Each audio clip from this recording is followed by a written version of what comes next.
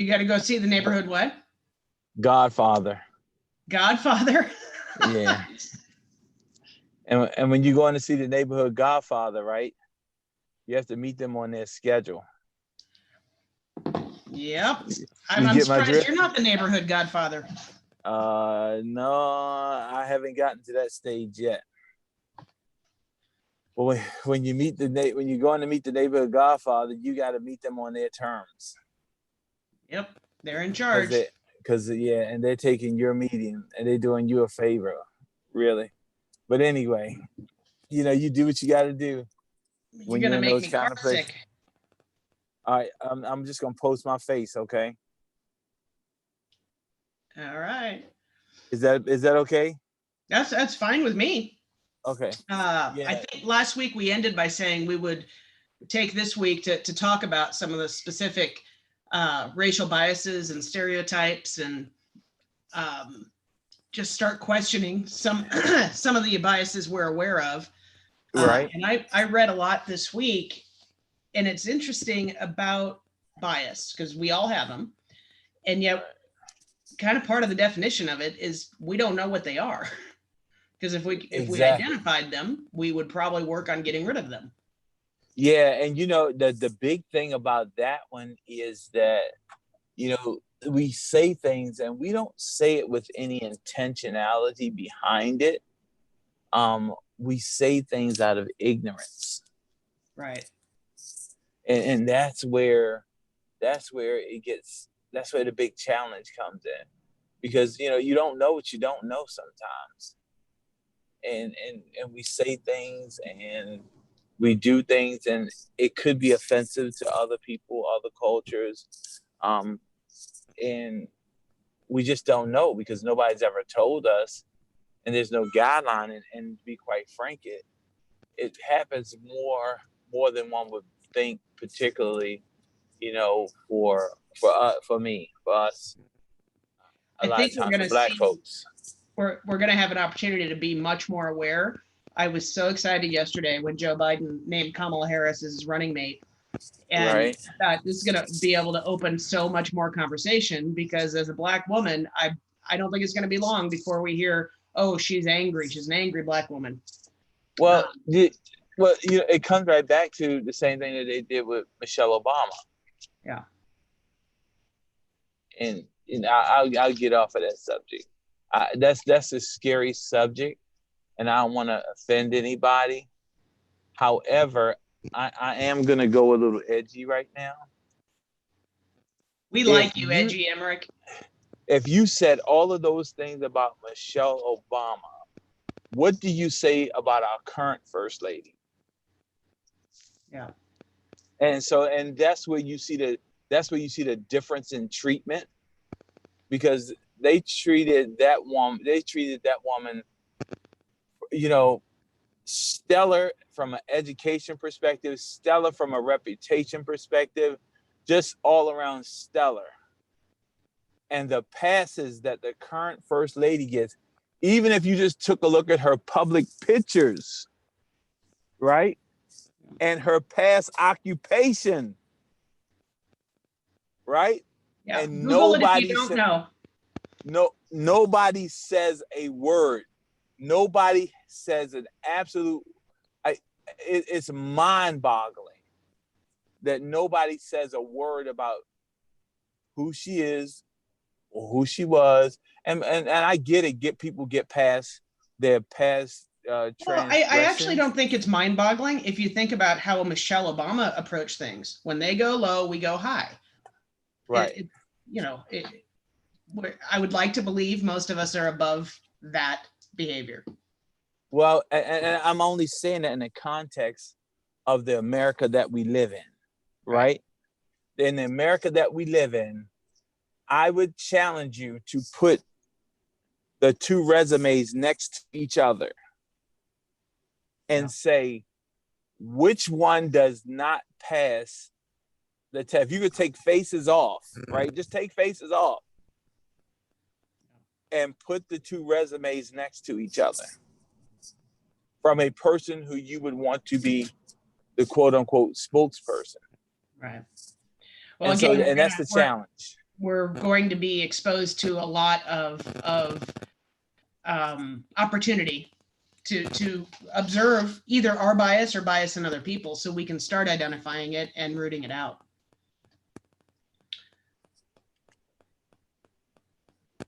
And so for me, if I had to say biases, right?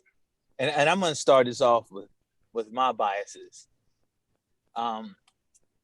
And what it's on a subconscious level, but it's on a conscious level. Does that make sense?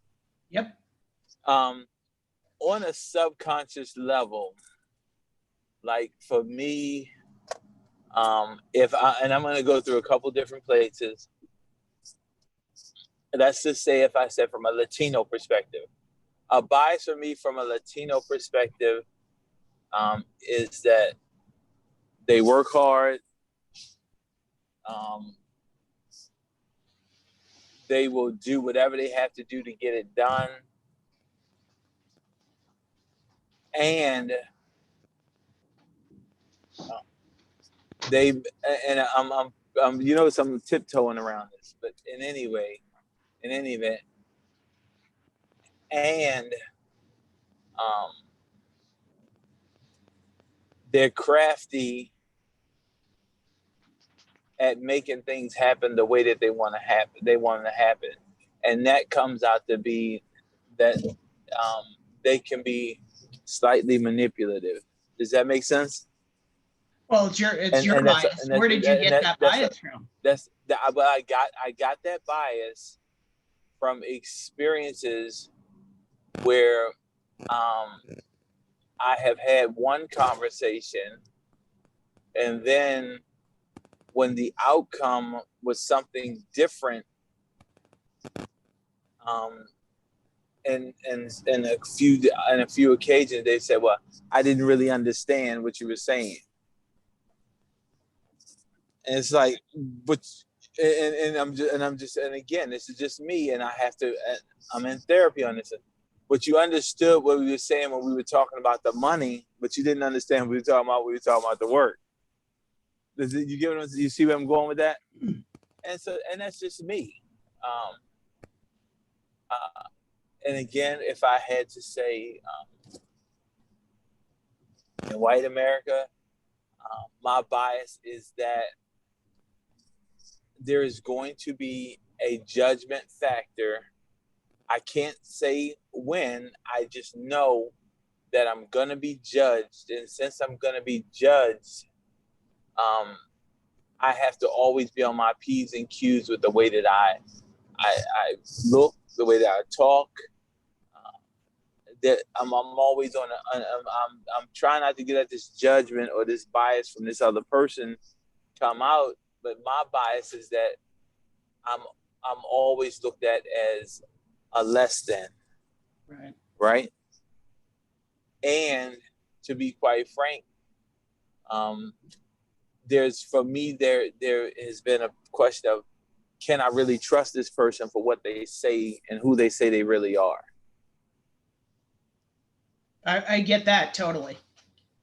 And so, for me, that's it has been a bias, and I'm just waiting for, a lot of times I'm just waiting for the shoe to drop as to when it's going to manifest itself. It's not a question of if, the question is when. Well, there's that reality that we have when we're looking for something, we're going to find it. And if we don't find it, we're going to create it. So right. I think that's one of the reasons bias is so insidious, because we find what we're looking for. You're going to find evidence for your story all the time. And unless we start questioning those biases, we as a collective are reinforcing them. Right. And so in the case of that bias that I have, I can't say I find it a lot of times. And that's the part that gives me so much optimism, is that a lot of times it does not manifest itself that way. Well, I think part of that, Emerick, is because you're already looking at it. You're already questioning it. Right. I coached a guy that was in Alabama. And when we first started coaching, I was actually really nervous. I didn't know how he would respond to me if he found out I was gay. And it was a little bit of an issue, but we worked through it. And about a year into coaching, he was talking about a contractor that was working on his house and how pissed off he was because the guy was Mexican and he knew he was going to screw him. And I thought, we got to go here. I've got to help him start questioning that bias. And he wasn't willing to look at it. He just dug his heels in. That was his belief, and he wasn't letting it go. That's different than how you're approaching this. Right. And if you argue for your limitations, you get to keep them, right? Keep them. Unfortunately, though, then that puts limitations on other people in that particular situation. Right. Yeah. I was thinking, I've got a lot of Jewish friends, and I was thinking we almost always joke about how frugal they are, how good with money and how frugal my Jewish friends are. Yes. I thought, oh, yes. You don't just take that to be true anymore, right? We've got to question even potentially positive biases. Yes. Yes, because, you put that out there and it's positive to you. However, it's still offensive to the other person that you would even think of them that way. Right. You would put them in that box.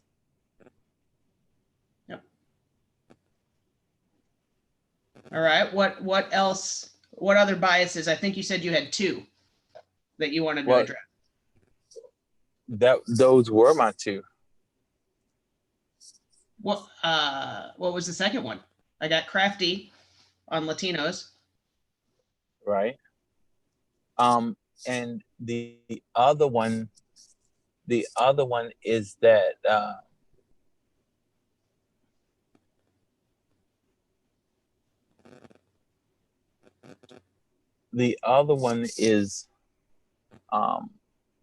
again, if it really fell into the same thing, with the language barrier. But does that cross lines? Would that go with anybody who English isn't their first language? It could, yeah. It could. It could. I don't deal with a lot of people where English is not their first language. Oh, interesting. I don't. That's a different social yes. reality than in San Diego, for sure. We says too. All right. So what? And we've talked a lot over the several months we've been doing this, but what biases have you experienced from another race? Oh my gracious.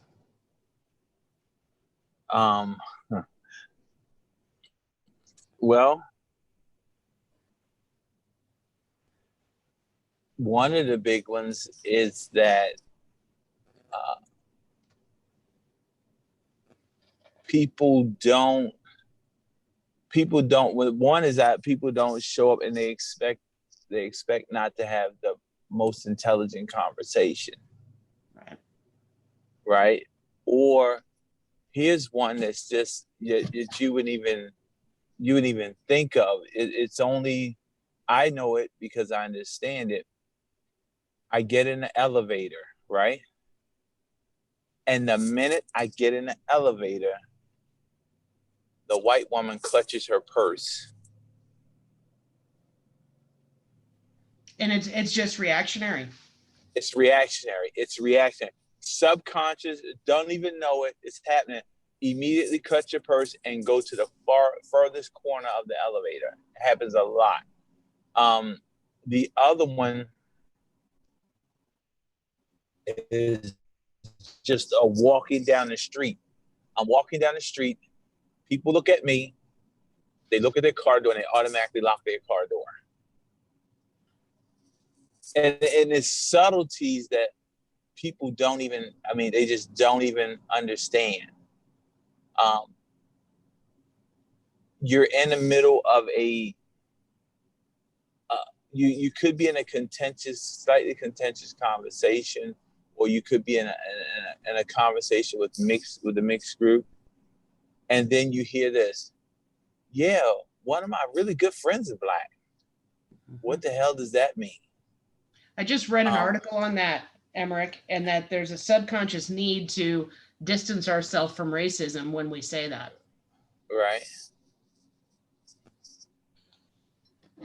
It just the fact, though, those are things, and it's just subtleties, even in a conversation, that people don't even really understand what they're saying. Right. And sometimes you'll be in a conversation, and the conversation will, the context of the language, they almost like, it almost feel like people feel like they have to dumb down the language, dumb down the conversation. It's really interesting, and they don't know it, and so it's on a subconscious nature. Or you go and you're in a high level, you're in a conversation, then the conversation automatically reverts to sports some kind of way. I bet all the time. Yeah, it reverts to sports. How many times have you been asked, oh, you must have played football? Oh my gracious. Oh, you play football. Do you play basketball? It's just one of those kind of things. And I'm tempted to say, really, my favorite sport is water polo. Except we know you don't swim. Exactly. Animals. You guys swim? Yeah.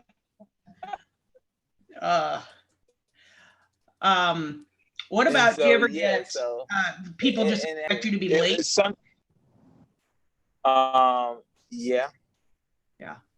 Late or lazy, I would think, would come up a lot. Well, the late part, I probably earned that one. The lazy part, nah, you'll never see that happen for me. No. So. From what I've heard, some of your meetings are the longest meetings probably on human record. They could be. All right. They could be. What biases do you have of white females or white males? White males, I'm automatically looking for an aggression towards me.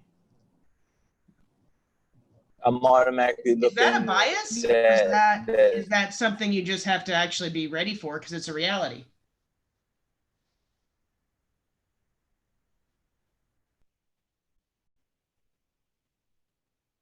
Did I lose you, Emerick, or are you thinking?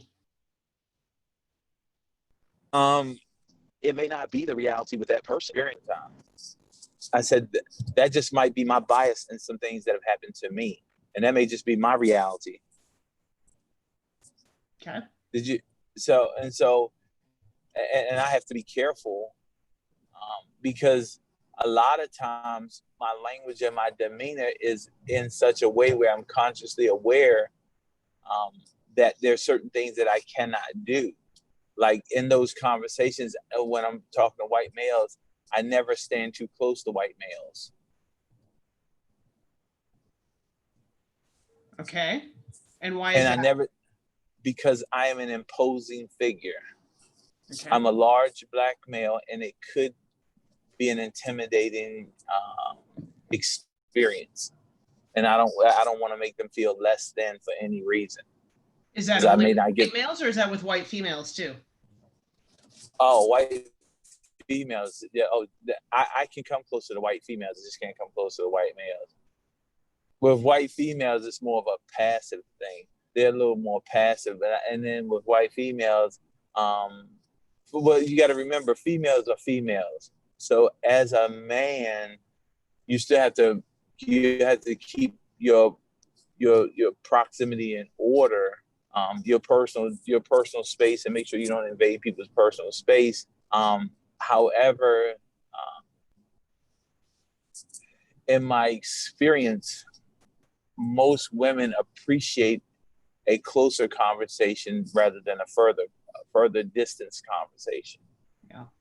Just because of the warm environment and the nurturing environment. Now, if they give me a sign that I don't really care much for black people, if I get that vibe, I'll stay further away.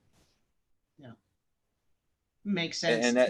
That's just a gauge on a conversation, because by the same token, I don't want to be overly threatened, because if we already not having the best vibe and you feel threatened, you might panic. Does that make sense? Absolutely, it does. And you might emotionally panic, and that's not a position that I want to be in either. No. So. All right, so we got a few people on here. I'm curious, and type in the box if you would. Anybody who you can identify a bias that you've felt, or one that you've recently recognized in yourself that you're working on. This is therapy for all of us. Oh, we get to see you again, Emerick.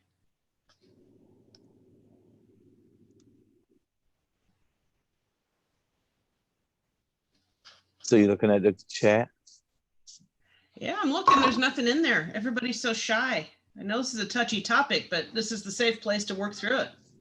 Right. Hi, you guys. Good morning. Hey, So, it's more of the bias that I've noticed with the vice president choice for Joe Biden. How many people are like saying that, you know, so many things about her, like she slept her way up, and the only reason he got her in there is because she's Black. And it's like you guys were saying a few minutes ago, but his wife, nobody has said anything about her. And it angry. I get very upset, and I don't know how to deal with it. Like every time I see something on the media, I take it so personal, and I just like I need to calm down and just, it is what it is, you know. That's how people think. But at the same time, there are people my color or even of color who agree that I'm not going to vote for her because she's a mixed, or because she's a woman. I'm going to vote because of my values. I'm like, yeah, of course, vote for that, but be happy that there's somebody in power that our little girls can say, yeah, you can do it, whatever you want. Look, you know, like a proof sort of thing. It's mind blowing. This year has just been like, everything has been coming out, and it just makes you recognize how many friends you have who have complete different way of thinking. So I just wanted to throw that out there. Well, and again, hon, I think we're going to see we've got 4 months of this. We're going to see a lot more of it. And I do think it's important to keep your emotional center, because I logically go to any time the status quo is threatened, whoever's in power, if they're at risk of losing power, the negativity is going to ratchet up, because current groups that are in power are going to fight like crazy to stay in power. And that, you know, there was such a large, mostly white demographic when Obama was president that was terrified that white power, you know, seats of power were going to go away. And we're going to see that come back out. So I think, thank God, people are showing us who they are. Absolutely. Yeah. Nikki says, I drive by a mosque every day, and I realized I've had a negative feeling about it after 9/11. It's something that was tough for me to come to terms with, and making the effort to get to know some of the folks. Boy, that's a big one. I don't know if you saw my interview with Marwan. I would go back and watch that one if you can. And it's interesting because I think we all have biases with different races. And because of 9/11, even if we haven't looked at it in a while, I think most of us walk around a little bit with some biases towards Muslim people or Middle Eastern people. And we really have to look at it closely. Deborah Brown says, you don't know how many times in my life I've heard, you don't look like a Jew. What does a Jew look like? Wow. Wow. And that's a like a really great question. And that, I can only imagine what that feels like. that question right there, that's like a huge insult. You don't look like this. I don't even know how did I'd be interested. How did she even deal with that? Yeah, how do you deal with it, Deb? I mean, you know what? I really didn't.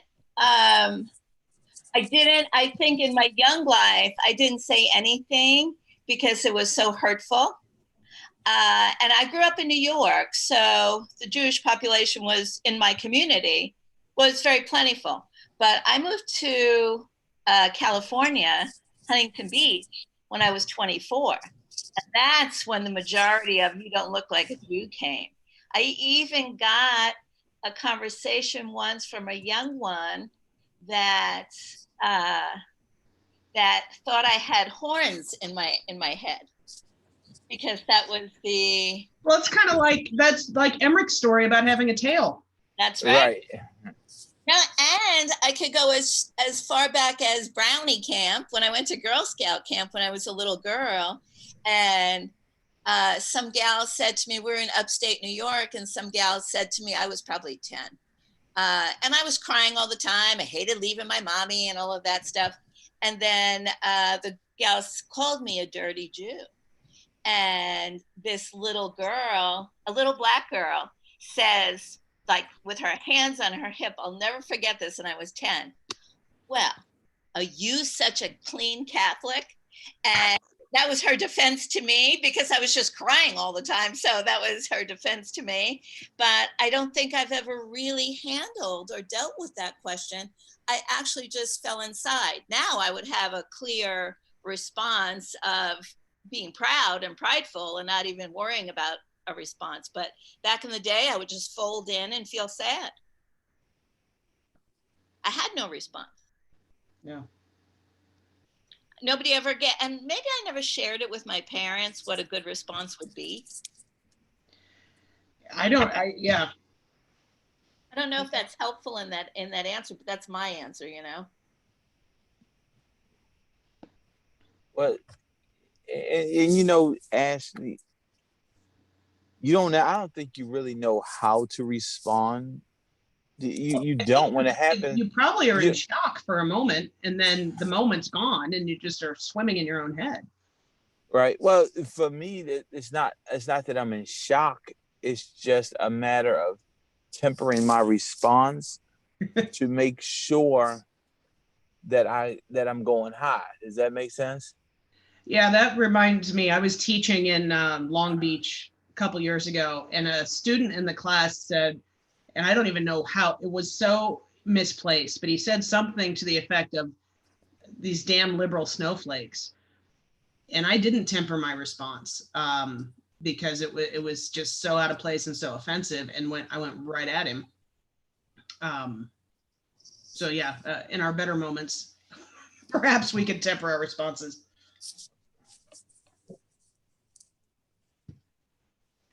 What else do we have in the chat? There's nothing else in the chat. Come on, kids. I mean, and I can see how this could be touchy.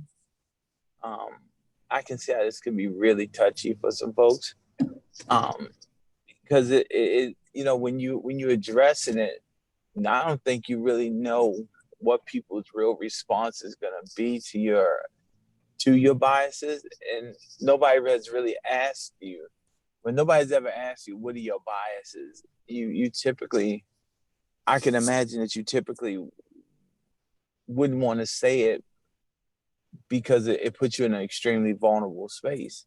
But I really want us to have this conversation because since it is an open forum,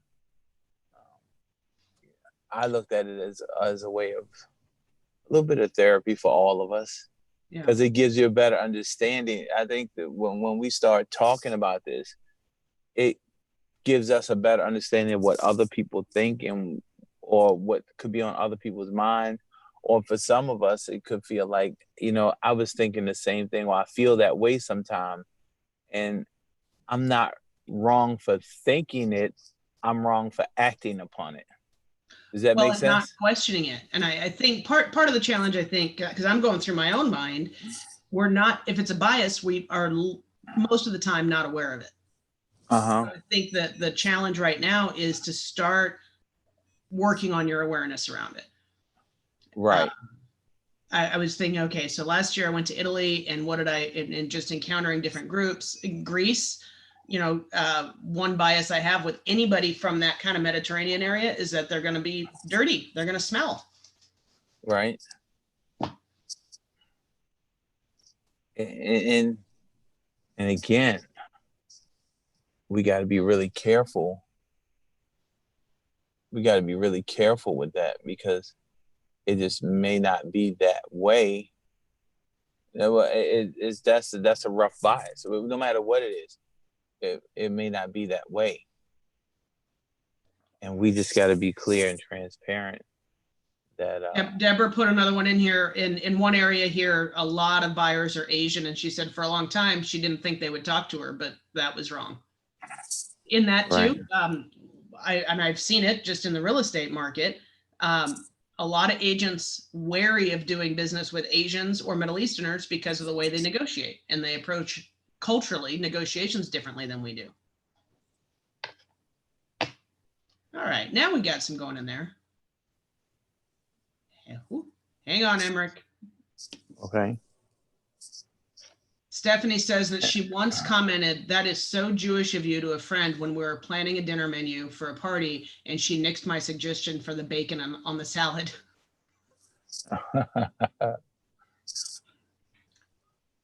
Well,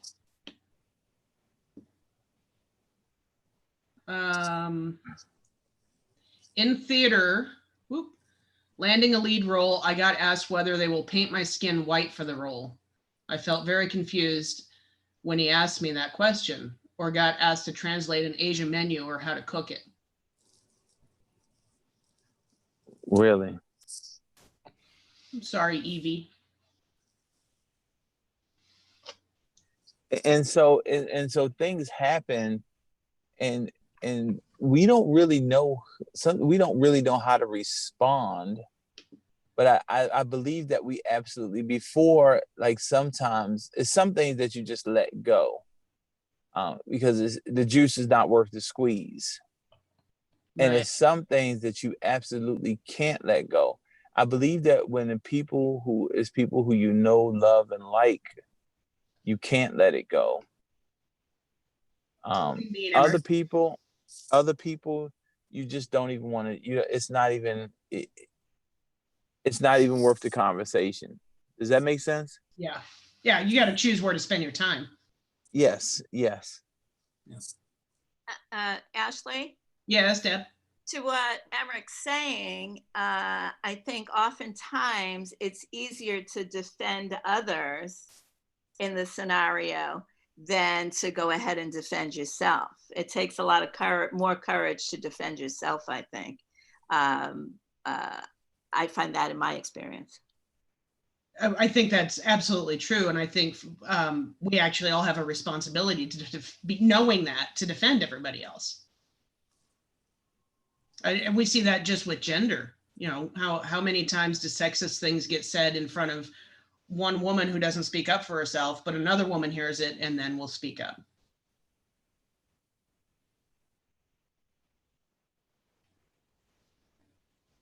Well, let's go there. That's one thing we haven't talked much about. What are some gender biases that we all have?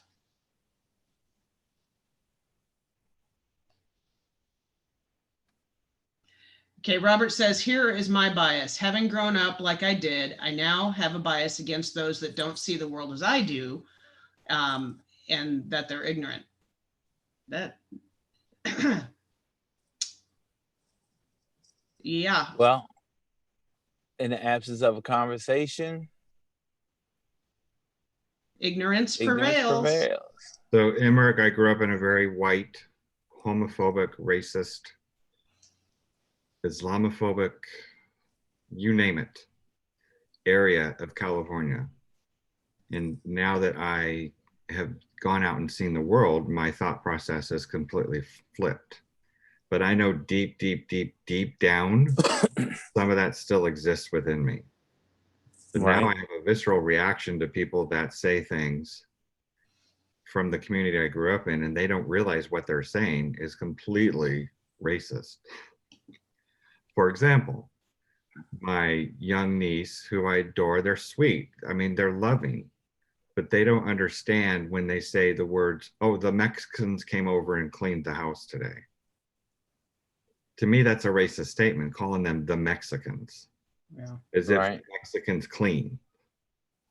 Right. And then, of course, they're all Trump supporters. And then I get a visceral reaction when they say some of the things they do. So now my bias is flipped the other way. I'm biased towards them, that they're ignorant and need to grow.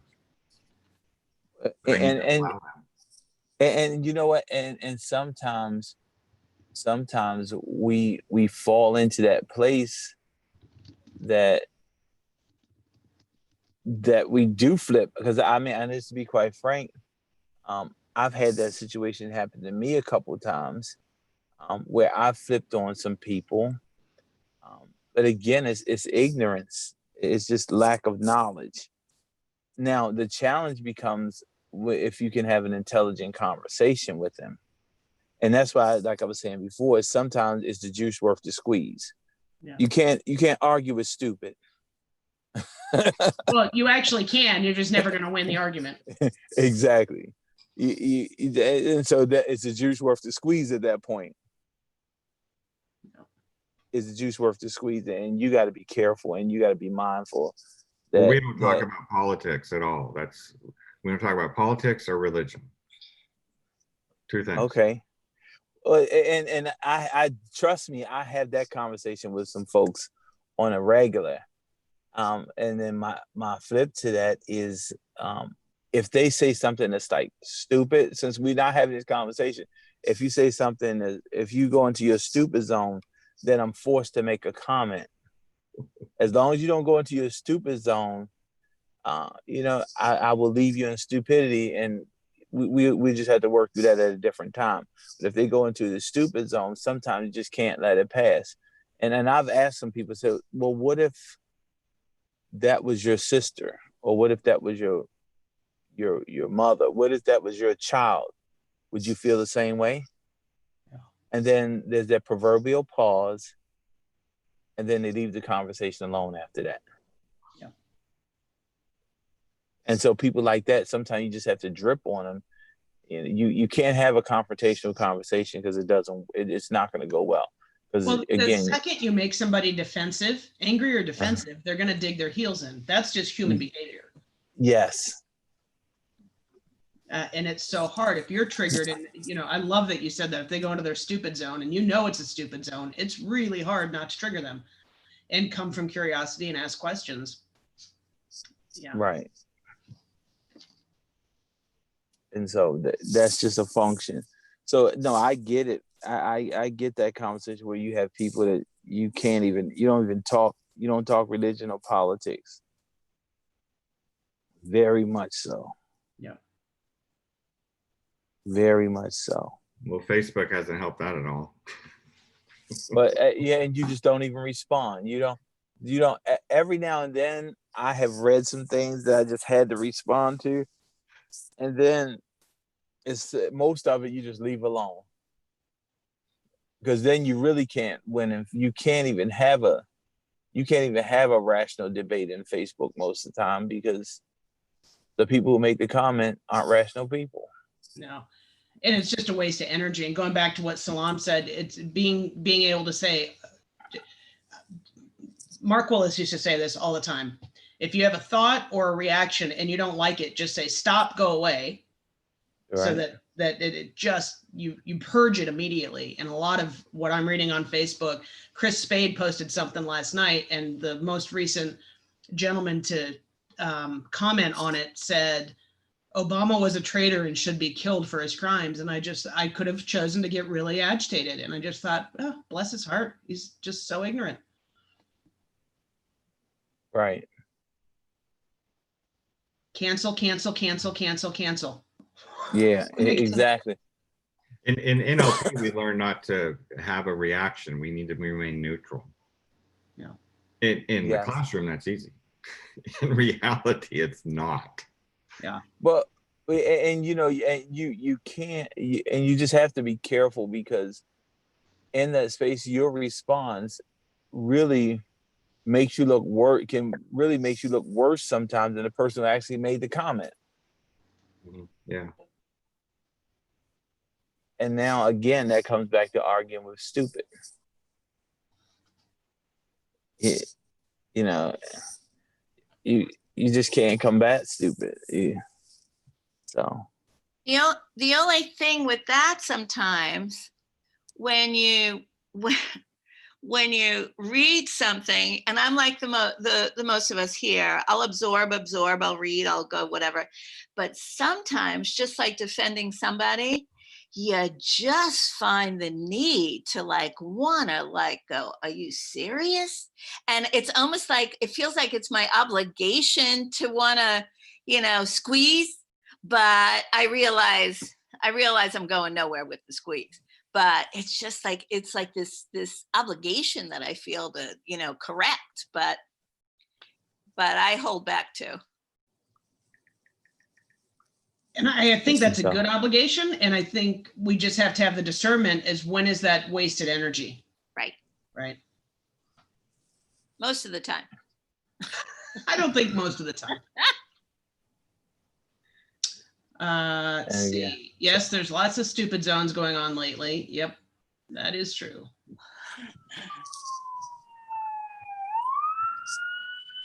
So, Are hey, they coming after you, Emerick? no, they're not coming after me. I'm down near the Godfather, and they're standing outside. The Godfather's standing outside? Yeah, the Godfather's standing outside. Do you need to go? Do you need to go meet with the Godfather? I need to go meet with the Godfather. All right. Go meet with the Godfather. So, yeah, here's the thing, Ashley, and what I want everybody, even myself, us to really just understand. We have been socialized in America, and being socialized in America forces us to have certain, emotional biases, certain subconscious, just overall biases. When we start talking about the social circles, it's just a constant fight for us to recognize, when we enter into that space, and then we have to investigate our feelings a little deeper. Yeah. We have to, instead of rationalizing and justifying them, we have to, make sure that we question. Yeah. And surround yourself. I think one of the most powerful things you can do is surround yourself with people who are brave enough to question you when they observe your biases. Right. And that's the $1 million question. Do you have the right relationships with the right people who are going to help you move beyond your limitations? Yeah. That is a great question. So, relationships will take you places money can't. So it's what it's about. This was a great conversation for me. For me. And I hope it was for everybody else. And I got to meet with this Godfather. I hope you get out of the Godfather what you need, and nobody gets hurt. No, nobody will get hurt. It's just that you just have to play by their rules sometimes. And it's okay. Because at the end of the day, it's going to be a win-win situation, and we're going to both work out in a great position. And, when in Rome, do what the Romans do sometimes. All right. Well, be good and be safe. Big hug. Yes, ma'am. Yes. Huge hug. I'll see most of you later at the office meeting. All right. Okay.